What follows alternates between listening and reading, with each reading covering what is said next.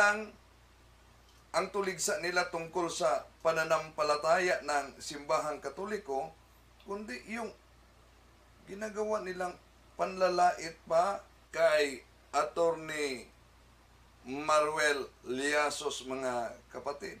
Nila ni Sandoval. Pakinggan muna natin. Ang sagot nung isa sa mga pare, in particular si Mr. Abe, kung tawagin ay Father Abe, anong sagot niya nung nag-uusap sila ni Ate Mars o ni Attorney Mars? Ito, pakinggan natin. Bakit daw tinatawag na father ang mga pari? So, paano't nais ko lamang po ipaliwanag, ano pa talaga yung pinupunto ng ating Panginoong Jesucristo dito? Hindi naman po yung pagtawag sa mga pare ng Father, kung hindi yan ay lesson of humility against dito sa mga nagmamataas na pariseyo.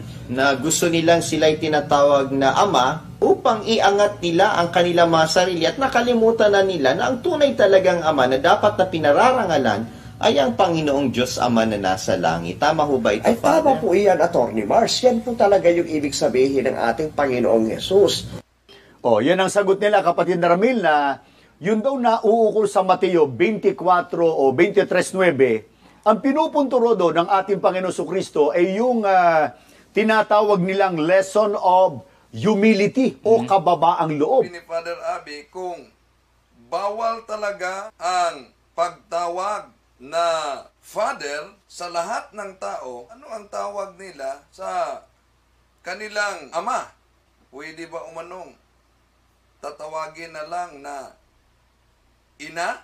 Ayaw nilang tawagin ama ang sinumang tao. Ang lalabas yan, ano itatawag nila sa kanilang mga tatay o sa mga lalaking asawa ng kanilang ina? Hindi naman, sabi mo nga, nakakahibahihiya naman siguro sila kung meron silang hiya na tawaging ina yung mga lalaking iyon. Mas masama naman ho siguro na yung tatay mo ay tawagin mong hoy. Yes. Baka naman kaya gusto nilang tawaging aso yung, yung mga iyon. Ano po ba ang iniwasan ng mga ministro ni Felix Manalo dahil matatamaan sila? Samahan ninyo ako sa ating live streaming Pananampalataya at Katwiran YouTube channel, Pananampalataya at Katwiran Facebook page.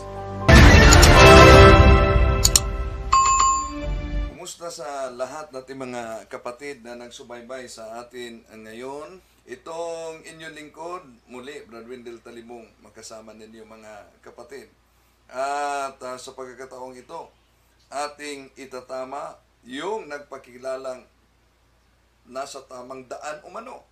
Pero, ang kanilang pagtuligsa sa banal nating pananampalataya, hindi lang pagtuligsa, kundi ang panlalait pa na ginawa mismo ng mga ministro ni Felix Manalo. Sagot nung isa sa mga pare, in particular si Mr. Abe, kung tawagin ay Father Abe, anong sagot niya nung nag-uusap sila ni Ate Mars, o ni Attorney Mars? Ito, pakinggan natin. Bakit daw tinatawag na father ang mga pari? So, paano't nais ko lamang po ipaliwanag, ano pa talaga yung pinupunto ng ating Panginoong Jesucristo dito? Hindi naman po yung pagtawag sa mga pare ng Father, kung hindi yan ay lesson of humility against dito sa mga nagmamataas na pariseyo. Na gusto nilang sila'y tinatawag na ama upang iangat nila ang kanilang mga sarili at nakalimutan na nila na ang tunay talagang ama na dapat na pinararangalan ay ang Panginoong Diyos Ama na nasa langit. Tama ho ba ito, Ay, Father? tama po iyan, Attorney Mars. Yan po talaga yung ibig sabihin ng ating Panginoong Jesus. Yan ang sagot nila, kapatid na Ramil, na yun daw na uukol sa Mateo 24 o 23:9. Ang pinupunto do ng ating Panginoon Jesucristo ay yung tinatawag nilang lesson of humility o kababaang loob. Parang yung director natin, ano? Totoo yun. Doon sa sinabi nung pare, wala naman tayong tutol na talagang ating Panginoong Jesucristo ay nagturo ng kababaang loob, di katulad nitong mga pariseyo. Ang problema lang, ang sinasabi niya, hindi naman tumutukoy talaga yan sa pagtawag sa mga pari na father. Sapagat ang sabi niya mismo, para mapasin ng ating mga sumusubaybay, Subalit nais ko lamang po ipaliwanag, ano pa talaga yung pinupunto ng ating Panginoong Hesukristo dito? Hindi naman po yung pagtawag sa mga pare ng Father, kung hindi yan ay lesson of humility against dito sa mga nagmamataas na pariseyo. Kapatid na Michael, una, hindi naman tayo tutol na talagang nagtuturo dyan ang ating Panginoong Kristo ng kababaang loob. Pero yung sinasabi na ang aplikasyon kasi niya, wala namang, hindi raw itinuturo na yung pagtawag ng father sa pare na hindi raw applicable. Yun ang gusto niyang iparating dito. kaya mabuti para sa mga ngayon lang sumusubaybay o marahil ay dati nang sumusubaybay, nalimutan yung talatang tinatalakay nila diyan. Ano ba talagang ipinagbabawal? Pansinin po ninyo. Ano ba talagang ipinagbabawal, kapatid na Ramil, ng ating Panginoong Kristo sa kanino mang tao sa lupa? Pakinggan po natin ang binasa, at ito po ay binasa na rin natin sa nakaraan. Balikan natin yung pagbabawal na yon, Mateo 23:9, at huwag ninyong tawaging inyong ama ang sino mang tao sa lupa, sapagkat iisa ang inyong ama, sa makatwid bagay siya na nasa langit. Ito ang kanilang paulit-ulit, mga kapatid, na tumutukoy umano ito sa mga pare. May mabasa ba na mga pare talaga ang tinutukoy na huwag kayong patawag na ama? Pero merong talata, mga kapatid, na iniwasan ng mga ministro. Di nila binasa. Ito lang kasi ang ginagamit nila, hindi lang, lalo na sa iba pang mga siktang protestante, na masama daw at bawal daw ang pagtawag na father o padre sa mga kaparian. Wala naman tayong mabasa na ito'y tumutukoy sa mga kaparian. At dahil nakasulat, binasa ni Ramil Parba ang San Mateo Kapitulo 23, versikulo 9, na huwag ninyong tawaging ama ang sino man dito sa lupa, sapagkat iisa ang inyong ama na nasa langit. Kaya, sabi nila ni Father Abe at Attorney Maruel, kung ito po bang nakasulat, ito'y tumutukoy ba sa lahat na ama nandito sa lupa? Yung ama sa laman, dito rin yan sa lupa. Pero alam nyo, mga kapatid, meron silang iniwasan. Bakit iniwasan nila? Dahil matatamaan sila pag kanilang babasahin. Kaya, chinap-chap nila, mga kapatid. Sino mang tao sa lupa ay bawal na tawaging ama. Pero, paano pangangatwiran na lang itong magkaibigan si Mr. Abe, paring Katoliko, at yung kanyang kaibigan o kasamang abogado niya si Attorney Mars. Ang ginawa nila, kapatid na Michael at mga mahal na taga-subaybay, nireferensya po nila si Abraham. Mabuti po, panoorin natin sila. Kung babasahin po natin ang banal na kasulatan, umpisa pa lamang po ng Biblia, katakot-takot na tao na yung tinawag na ama. At ito nga po patutunayan dito sa atin ng Biblia. Protestante po yung ating babasahin na paboritong-paborito nitong mga born again. Yung Ito International New Version. International Version. Ang binasa po ni Attorney Mars kanina ay ang King James Version, yung lumang version ng Protestant Bible. Ito naman yung Evangelical or Born Again Bible. Sabi po dito sa New International Version ng Matthew chapter 1, verse 1 to 16, pahiiksiin ko na lamang po yung basa. Sa verse 2, Abraham was the father of Isaac, Isaac the father of Jacob, Jacob the father of Judah and his brothers, and so on and so forth. Ay, binilang ko po yan, 36 lahat ng tao. Yan ay mga tao, Tao. Na tinawag na father. Yes.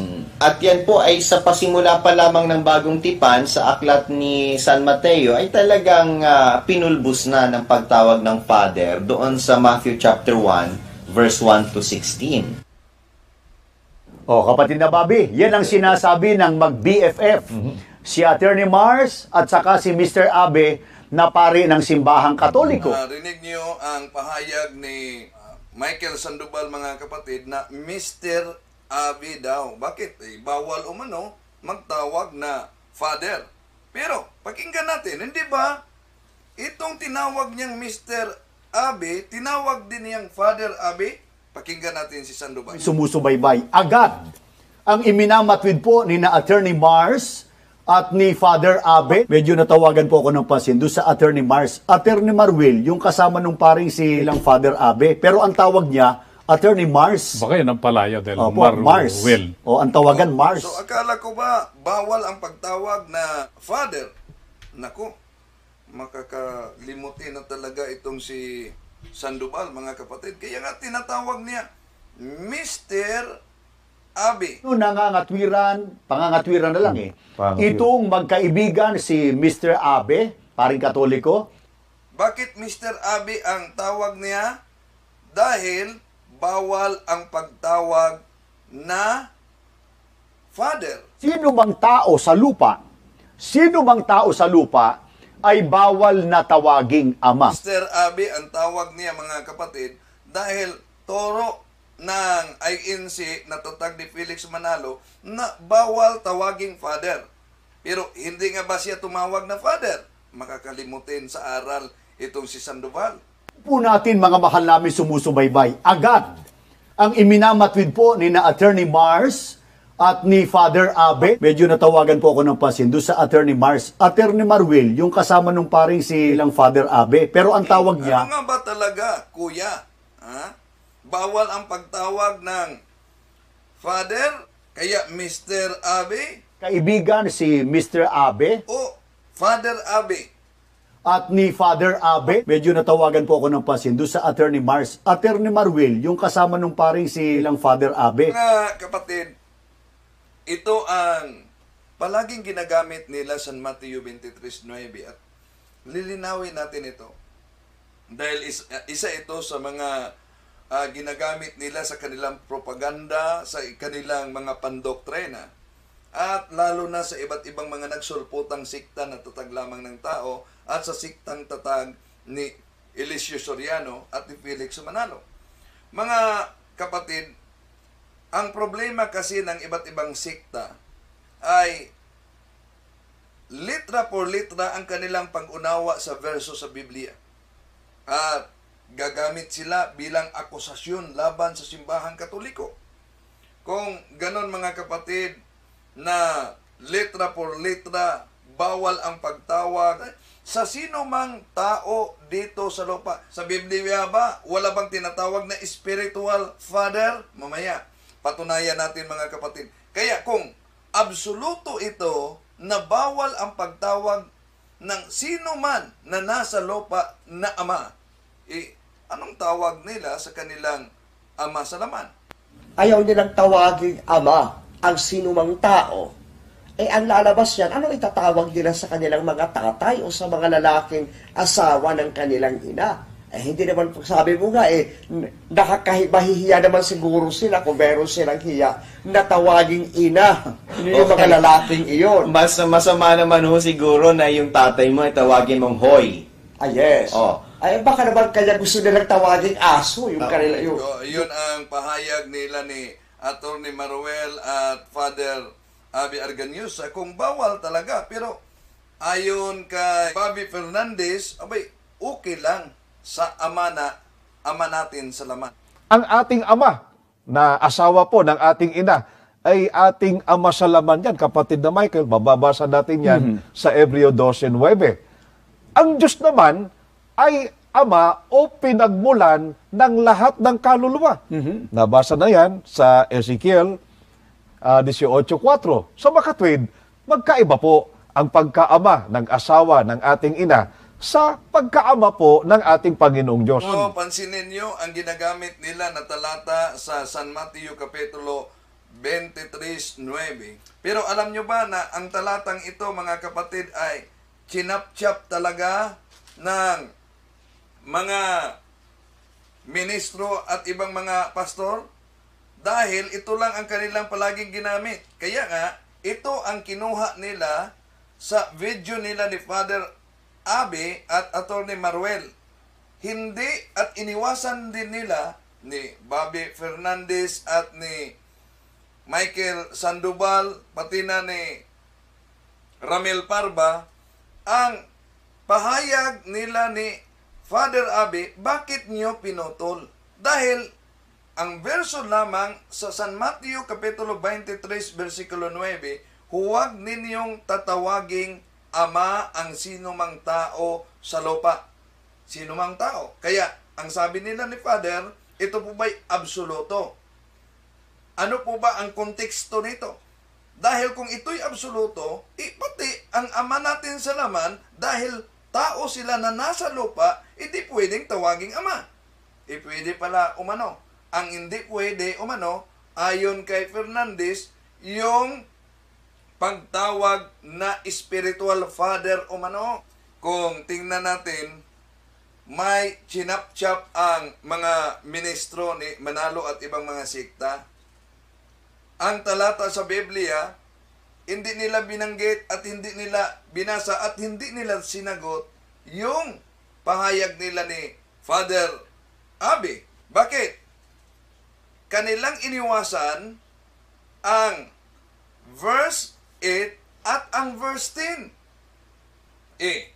Kung kumpletuhin natin, mga kapatid, kung isama natin ang katabing verse sa naturang talata, San Mateo Kapitulo 23, versikulo 8 hanggang 10. You must not be called teacher, because you are all equal and have only one teacher.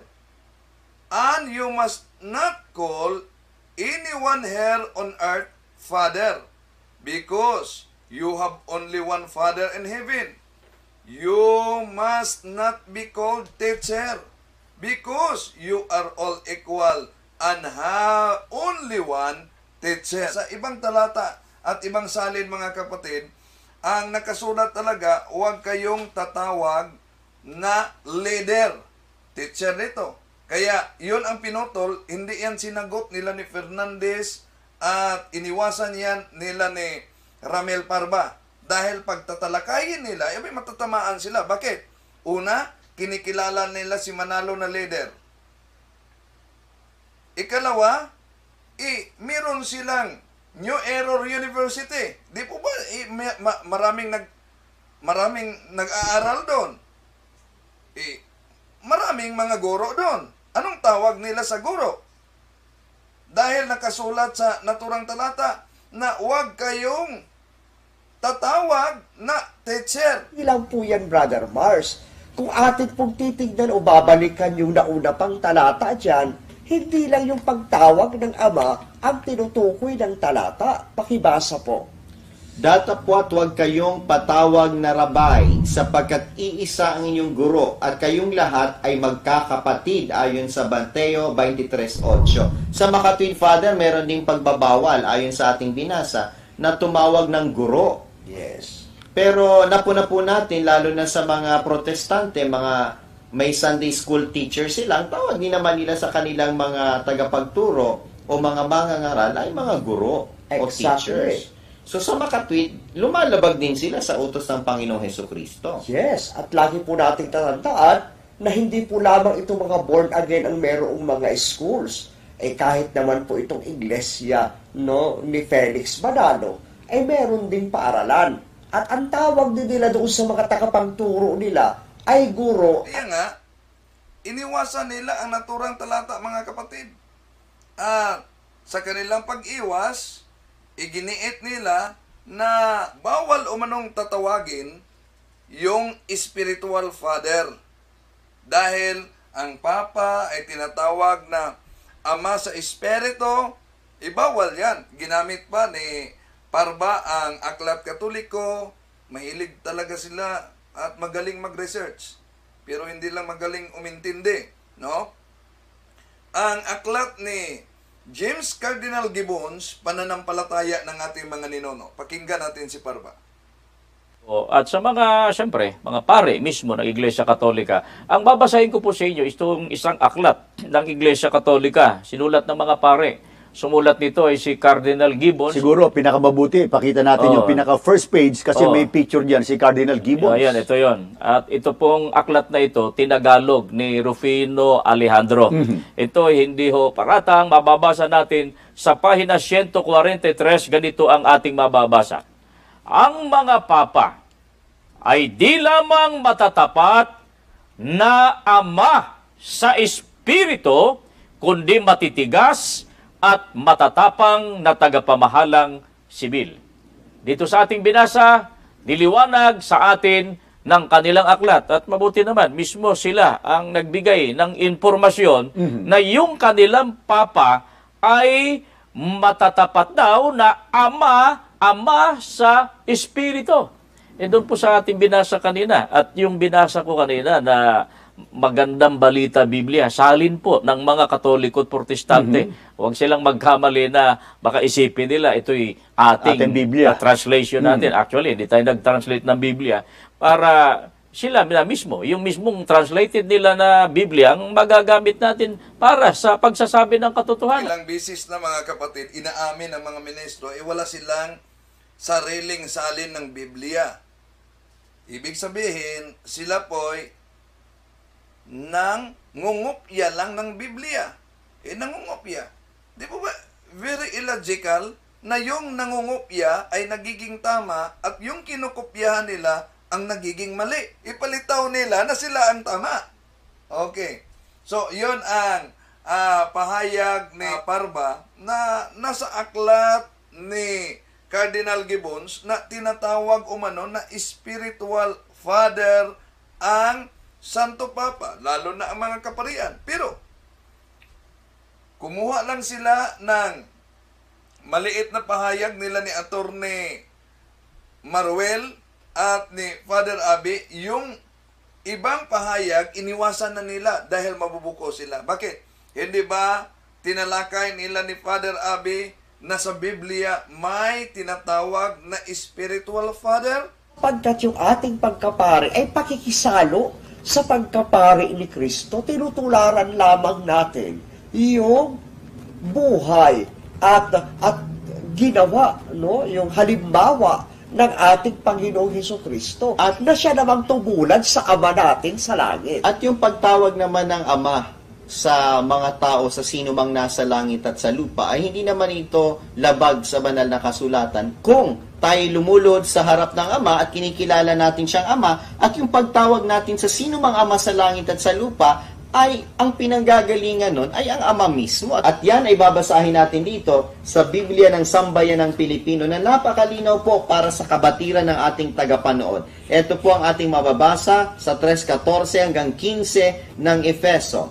Dahil dito lumuluhod ako sa harap ng Ama na siyang pinanggagalingan ng bawat pagtawag sa sino mang ama sa langit o sa lupa. Kaya kung tumatawag man po ang mga Iglesia Katolika ng Ama o Father sa aming mga pare, ito po ay iisa lamang ang pinanggagalingan at walang iba kundi ang Amang nasa langit. Kami po yung sumusunod dito po sa pinagsasabi ni Apostol Pablo sa 3:14 hanggang 15 ng Efeso. At hindi po sila. Kaya kung tayo po ay sumusunod sa salita ng Diyos, Father Abe, at sila naman wala namang pagtawag ng Ama sa kanilang mga leader ng relihiyon, ibig sabihin, hindi sa Ama na nasa langit nanggagaling yung pagkaama nila. Kung hindi galing sa Ama na nasa langit, abay kaninong Ama yon? At yan nga po yung ating katanungan. Kanino galing yung kanilang mga title na executive minister? Yung mga ganyan, brother. Kasi sa atin yung salitang Papa o Ama, Father, ay galing sa Biblia eh. Pero yan po mga executive minister, no, chief apostle, presiding apostle, kung ano-ano pang mga pinag-iimbento nila. Yan po yung mga wala sa Biblia. Kaya kasabi po ni San Pablo sa 1 Corinthians chapter 11 verse 1, imitate me as I imitate Christ. Kaya naman, tinutularan natin, we are imitating Saint Paul. Hindi yung mga Felix Manalo, R.D. Manalo, Eduardo Manalo. Para sa atin, mga walang kwenta ang mga yan. Ang sinusundan natin dito ay ang mga apostol ng ating Panginoong Jesucristo na tumulad naman sa ating Panginoong Jesucristo mismo. Napakalinaw mga kapatid. Kung letra por letra, gusto nila letra por letra. Saan natin mabasa sa Biblia na tinatawag na Minister Pablo, Minister Pedro, Minister Juan? At saan natin mabasa sa Biblia na may division minister? Gusto talaga nila letra por letra. Pero ibalik natin sa kanila yung mga imbento nila na mga posisyon. Yung sinabi ni Father Abe, executive minister. O sige, dahil gusto nyo letra por letra. O sige, saan ninyo pinulot ang salitang executive minister? Anong verso ng Biblia o anong salin ng Biblia mabasa na may executive minister? Saan mabasa na may division minister? Meron ba? Wala mga kapatid. Kaya yung pahayag na bawal ang pagtawag ng Ama dito sa lupa, nauna nang pinaliwanag ni Father Abe at walang tutol si Parba sa naturang paliwanag dahil ito'y patungkol sa mga nagmamataas na mga parisyo. Tao sa lupa, sino mang tao sa lupa ay bawal na tawaging ama. Pero paano pangangatwiran na lang itong magkaibigan si Mr. Abe, paring Katoliko, at yung kanyang kaibigan o kasamang abogado niya si Attorney Mars. Ang ginawa nila, kapatid na Michael at mga mahal na taga-subaybay, nireferensya po nila si Abraham. Mabuti po, panoorin natin sila. Kung babasahin po natin ang banal na kasulatan, umpisa pa lamang po ng Biblia, katakot-takot na tao na yung tinawag na Ama. At ito nga po'y patutunayan dito sa atin ng Biblia. Protestante po yung ating babasahin na paboritong-paborito nitong mga born again. Yung Ito New po, International New Version. International Version. Ang binasa po ni Atty. Mars kanina ay ang King James Version, no, yung lumang version ng Protestant Bible.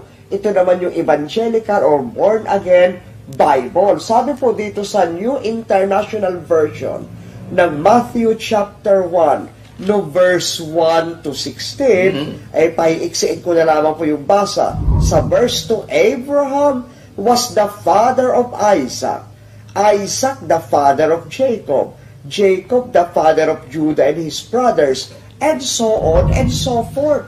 Ay may binilang ko po yan, 36 lahat ng tao. Yan ay mga tao, Tao. Na tinawag na Father. Ama. Yes. At So, yan po, bakit tinawag si Abraham na Ama? Na hindi naman siya Ama sa karamihan sa laman, mga kapatid. Walang rebuttal ang mga ministro ni Felix Manalo niyan. Balikan natin yung panlalait nila at dahil itinalakay nila ni Father Abe kung sino ang tinutukoy sa naturang talata at hindi absoluto ito dahil ito'y para sa mga parisyo at hindi naman tutol si Parba nito. Ano ang sagot nung isa sa mga pare, in particular si Mr. Abe, kung tawagin ni Father Abe, anong sagot niya nung nag-uusap sila ni Ate Mars o ni Attorney Mars? Ito, pakinggan natin. Bakit daw tinatawag na Father ang mga pari? Subalit nais ko lamang po ipaliwanag, ano ba talaga yung pinupunto ng ating Panginoong Jesucristo dito? Hindi naman po yung pagtawag sa mga pare ng Father, kung hindi yan ay lesson of humility against dito sa mga nagmamataas na pariseyo. na gusto nilang sila'y tinatawag na Ama upang iangat nila ang kanilang mga sarili at nakalimutan na nila na ang tunay talagang Ama na dapat na pinararangalan ay ang Panginoong Diyos Ama na nasa langit. Tama ho ba ito, Ay Father? tama po iyan, Atty. Mars. Yan po talaga yung ibig sabihin ng ating Panginoong Jesus. Oh, yan ang sagot nila, kapatid na Ramil, na yun daw na uukol sa Mateo 24 o 23:9, Ang pinupunturo doon ng ating Panginoon Kristo ay yung tinatawag nilang lesson of humility o kababaang loob. Parang yung director natin, ano? Totoo yun. Doon sa sinabi nung pare, wala naman tayong tutol na talagang ating Panginoong Kristo ay nagturo ng kababaang loob, di katulad nitong mga Pariseo. Wala silang tutol.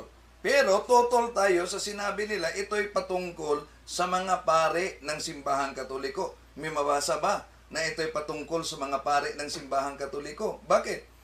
Kung bawal ang pagtawag na spiritual father, una, si San Pablo ba, mga kapatid, na isang pare at walang asawa, celibate, siya po ba'y tinatawag na ama sa pananampalataya?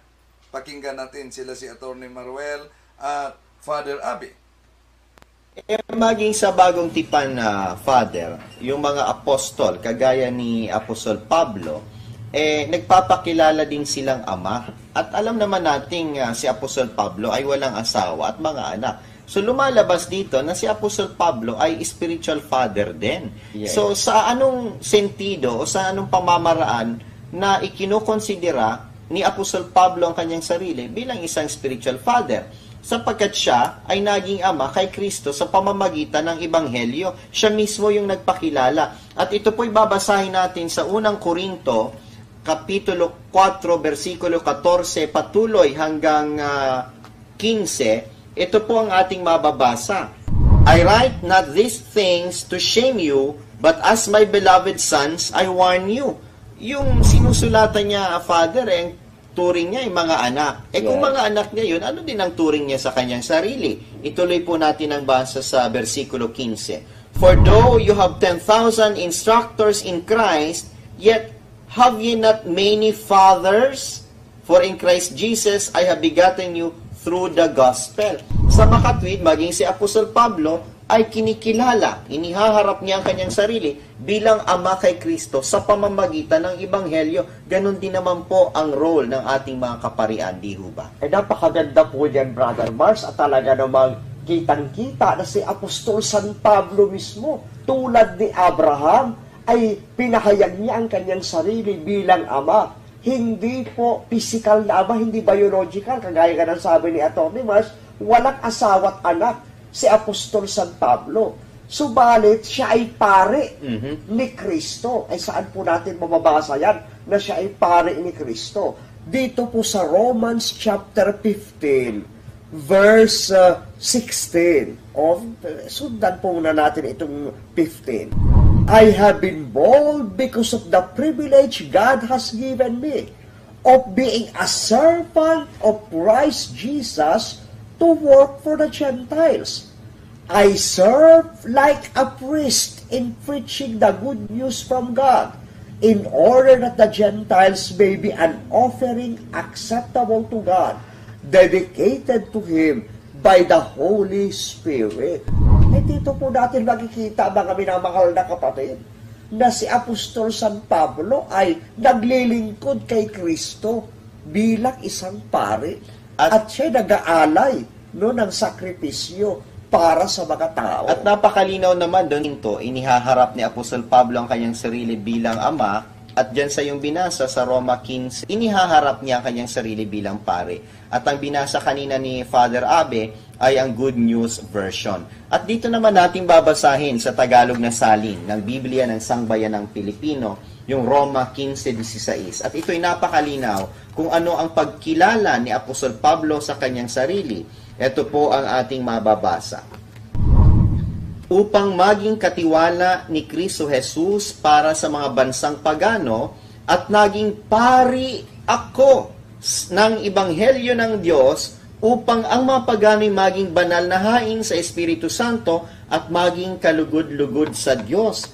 Si Apostol Pablo po pala na nagpakilala na ama sa ngalan ng Ebanghelyo kay Kristo ay nagpakilala din siya bilang pari ng Ebanghelyo ng Diyos. Kaya po wala pong masama kung ang mga Iglesia Katolika ay tawaging ama ang kanilang mga Malinaw, mga kapatid, ang pahayag nila ni Atty. Maruel Yasos at ni Father Abby Arganius sa mga kapatid, no?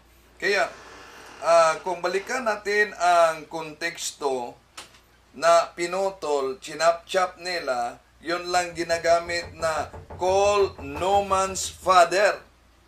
Ito'y patungkol sa mga hambog at nagmamataas na mga eskreba, lalo na yung mga parisyo noon, na tinatawag silang ama ng mga tao, pero nagmamataas naman, lalo na sa kailang tungkulin mga kapatid, sila ay nagyayabang, mga hambog.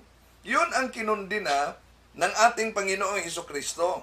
Pero, ang buong istorya sa San Mateo Kapitulo 23 ay dapat natin binasa ang buong istorya. Kasi kung chap-chap at literal ang pag-unawa, mga kapatid, maliligaw sa kanilang interpretasyon ang karamihan. Lalabas na kontra-kontra din ang Biblia. Bakit kontra ang Biblia? Dahil ipinagbabawal ng ating Panginoong Hesukristo ang pagtawag ng Ama sa sinumang tao nasa lupa. At tapos, yun palang mga disipulo niya lilitaw na lalabag dahil si San Pablo ay napakilala na Ama sa pananampalataya. Balikan natin ang pahayag ni San Pablo at tinalakay nila ni Father Abi at Attorney Maruel. Maging sa bagong tipan na Father, yung mga apostol, kagaya ni Apostol Pablo, nagpapakilala din silang ama. At alam naman nating si Apostol Pablo ay walang asawa at mga anak. So lumalabas dito na si Apostol Pablo ay spiritual father din. Yes. So sa anong sentido o sa anong pamamaraan na ikinukonsidera ni Apostol Pablo ang kanyang sarili bilang isang spiritual father? Sapagkat siya ay naging ama kay Kristo sa pamamagitan ng Ebanghelyo. Siya mismo yung nagpakilala. At ito po'y babasahin natin sa unang Korinto, Kapitulo 4, versikulo 14, patuloy hanggang 15. Ito po ang ating mababasa. I write not these things to shame you, but as my beloved sons, I warn you. Yung sinusulatan niya, Father, turing niya ay mga anak. Kung mga anak niya yun, ano din ang turing niya sa kanyang sarili? Ituloy po natin ang basa sa versikulo 15. For though you have 10,000 instructors in Christ, yet have ye not many fathers? For in Christ Jesus I have begotten you through the gospel. Sa makatwid, maging si Apostol Pablo ay kinikilala, inihaharap niya ang kanyang sarili bilang ama kay Kristo sa pamamagitan ng Ebanghelyo. Ganon din naman po ang role ng ating mga kaparian, di ho ba? Napakaganda po yan, Brother Mars, at talaga namang kitang-kita na si Apostol San Pablo mismo, tulad ni Abraham, ay pinahayag niya ang kanyang sarili bilang ama. Hindi po physical na ama, hindi biological, kagaya ka ng sabi ni Atty. Mars, walang asawa't anak si Apostol San Pablo. Subalit, siya ay pare ni Kristo. Ay saan po natin mababasa yan na siya ay pare ni Kristo? Dito po sa Romans chapter 15, verse 16. Sundan po muna natin itong 15. I have been bold because of the privilege God has given me of being a servant of Christ Jesus to work for the Gentiles. I serve like a priest in preaching the good news from God, in order that the Gentiles may be an offering acceptable to God, dedicated to Him by the Holy Spirit. Dito po natin makikita, mga minamahal na kapatid, na si Apostol San Pablo ay naglilingkod kay Kristo bilang isang pare. At siya nag-aalay ng sakripisyo para sa mga tao. At napakalinaw naman doon sa ating unang binasa sa unang Korinto, inihaharap ni Apostol Pablo ang kanyang sarili bilang ama, at dyan sa yung binasa sa Roma 15:16 ay inihaharap niya ang kanyang sarili bilang pare. Kung pakinggan ninyo ang buong pahayag nila ni Michael Sandoval at Ramel Parba at yun namang episode nila ni Michael Sandoval at Fernandez, itong mga talatang ito na binanggit nila ni Atty. Maruel Yasos at ni Father Abi Arganius, abay, di talaga ito tinalakay nila, lalo na yung pinutol nila, yung karugtong, mga kapatid, na iniwasan nila dahil matatamaan sila. Ano ba yung karugtong? Pakinggan natin muli sila si Father Abby at Attorney Maruel. Sila. At hindi lang po yan, Brother Mars. Kung atin pong titignan o babalikan yung nauna pang talata dyan, hindi lang yung pagtawag ng Ama ang tinutukoy ng talata. Pakibasa po. Datapwat huwag kayong patawag na rabay, sapagkat iisa ang inyong guro, at kayong lahat ay magkakapatid ayon sa Mateo 23:8. Sa makatwid, Father, meron ding pagbabawal ayon sa ating binasa na tumawag ng guro. Yes. Pero napuna po natin, lalo na sa mga protestante, mga may Sunday school teachers silang, tawagin naman nila sa kanilang mga tagapagturo o mga mangangaral ay mga guro o Exactly. teachers. So sa makatwid, lumalabag din sila sa utos ng Panginoong Hesukristo. Yes, at lagi po nating tatandaan na hindi po lamang itong mga born again ang merong mga schools. Kahit naman po itong iglesia ni Felix Manalo, meron ding paaralan. At ang tawag din nila doon sa mga takapagturo nila ay guro at teachers. Yes. Kaya nga, iniwasan nila, mga kapatid, pinutol nila. Dahil tatamaan sila pag kanilang gagamitin ang naturang talata. Dahil lilitaw kasi, batay sa naturang talata, bawal pa na magtawag maliban sa Ama pag ito'y letra por letra, na absoluto talaga, na huwag kayong tatawag na Ama sa sinumang tao dito sa lupa. To kung ito'y absoluto, hindi patungkol sa konteksto ng mga parisyo at eskreba, abay, tatamaan sila dahil tumatawag sila ng guro. At sa ibang talata, huwag kayong tatawag na leader, pinuno, o pangulo. Itatamaan sila dahil tinatawag nila na leader kahit si Eranio Manalo, si Eduardo Manalo, at meron pa silang executive minister. O sige, dahil gusto nila letra por letra, saan po ba mabasa ang executive minister? Ang lusot kasi nila, mga kapatid, pakinggan natin ang pahayag ni Fernandez. Ito ang pahayag ni Fernandez. Ang ating Ama, na asawa po ng ating ina, ay ating Ama sa laman yan, kapatid na Michael. Mababasa natin yan sa Hebreo 12:9. Ang Diyos naman ay Ama o pinagmulan ng lahat ng kaluluwa. Nabasa na yan sa Ezekiel 18:4. So makatwid, magkaiba po ang pagkaama ng asawa ng ating ina. Kaiba umano ang pagkaama sa laman at pagkaama sa espiritu, dahil ang pinagbabawal umano ama sa espiritu, at ginamit nila, balikan natin si Ramel Parma nang gumamit sa aklat ni Cardinal Gibbons na ang Papa ay kinikilalang ama ng espiritu. At sa mga, siyempre, mga pare mismo ng Iglesia Katolika, ang babasahin ko po sa inyo itong isang aklat ng Iglesia Katolika, sinulat ng mga pare. Sumulat nito ay si Cardinal Gibbons. Siguro, pinakamabuti, pakita natin yung pinaka-first page kasi may picture diyan si Cardinal Gibbons. Ayan, ito yon. At ito pong aklat na ito, tinagalog ni Rufino Alejandro. Ito hindi ho paratang, mababasa natin sa pahina 143, ganito ang ating mababasa. Ang mga papa ay di lamang matatapat na ama sa espiritu, kundi matitigas at matatapang na tagapamahalang sibil. Dito sa ating binasa, diliwanag sa atin ng kanilang aklat. At mabuti naman, mismo sila. Napakaliwanag. Pero, kahit liwanag ng ating aklat, nilikot na mga ministro. Bakit? Sa San Mateo Kapitulo 23:9, sinasabi ba diyan na bawal ang pagtawag sa mga pare bilang spiritual father? Hindi. Kaya, yung mga titulo nilang executive minister, titulo nilang division minister, saan ba yan mabasa? At yung tatawagin, halimbawa, ka Ramel, ka Michael. Sino po ba sa mga apostol noon? Dahil hindi man sila sang-ayon sa tradisyon, sino ba sa mga apostol noon na tinatawag na ka Pedro, ka Pablo, ka Juan. Sino? Wala. Ha? Oh.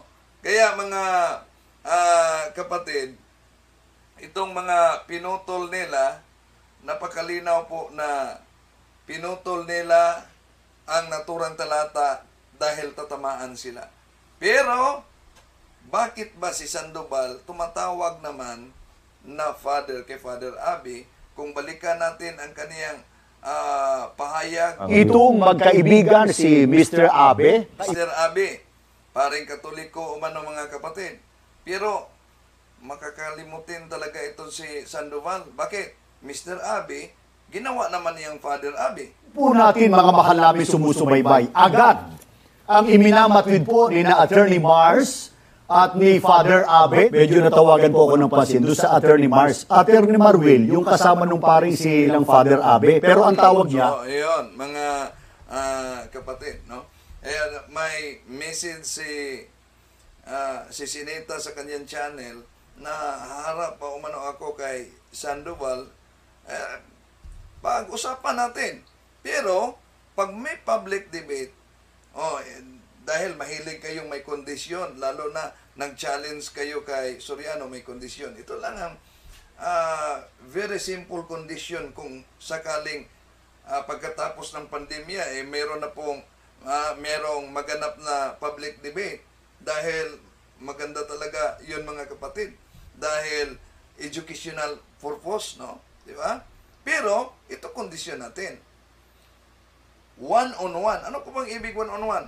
Dahil, kadalasan sa public debate, meron silang mga kasama talaga as team.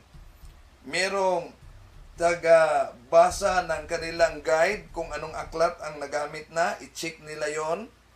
Merong taga-tunol ng aklat, merong taga-bulong, yun, ang team nila mga kapatid. Pero how about kung gawin natin one-on-one? Walang taga-bigay ng aklat, taga-bigay ng Biblia, walang taga-basa, at taga-bulong. Di ba? Kayang-kaya talaga nila yan. So, welcome na welcome po sakaling meron mang public discussion mga kapatid. So, kaya tinalakay natin ito dahil ilang bisis nila na sinagot sila si Father Avi at Attorney Maruel at may kasamang panlalait pa ni Michael Sandoval mga kapatid. Pero sinagot natin dahil itatama natin ang nagpakilalang nasa tamang daan umano dahil meron silang iniwasan. Bakit niyo ba iniwasan? Bakit hindi niyo sinagot yung mga pahayag ni Father Abi at Attorney Maruel na si San Pablo'y tinatawag na ama sa pananampalataya kung bawal talaga ang pagtawag na ama sa spiritual na Father mga kapatid at kung para sa inyo ang pahintulot ng Diyos ay pwede tawaging ama yung ama sa laman. Pero anong konteksto na nakasulat? Lahat na tao dito sa lupa, ang ama sa laman, tao nandito sa lupa. Yun ang konteksto. Kung letra por letra talaga mga kapatid.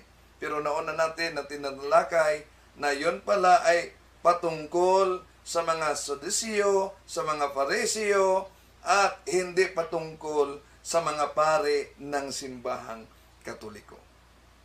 Maraming salamat po sa inyong pagsubaybay sa ating pananampalataya at katwiran mga kapatid sa inyong pagsubaybay. Ito inyong lingkod, Brad Windel Talibong. Hanggang sa muli. To make His message known is our responsibility. So here we are to pledge our lives to the Lord of eternity.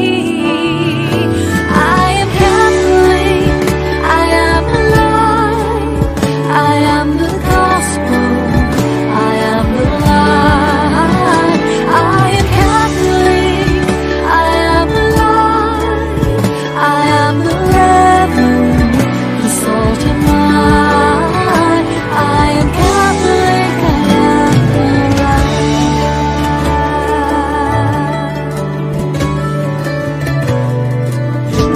nourished by the Eucharist, we build community. So here we are to pledge our lives to the Lord of eternity.